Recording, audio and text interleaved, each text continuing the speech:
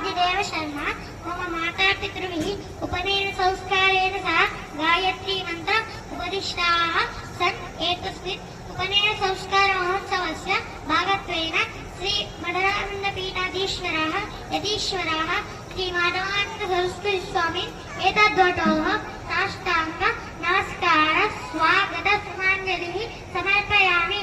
भो यतीश्वरः भवन्तः भिक्षां देहि। ऋतुसागरपर्यन्तं गोब्राह्मणेभ्यः शुभं भवतु। आङ्गीरस भारत सत्यं भारद्वाज।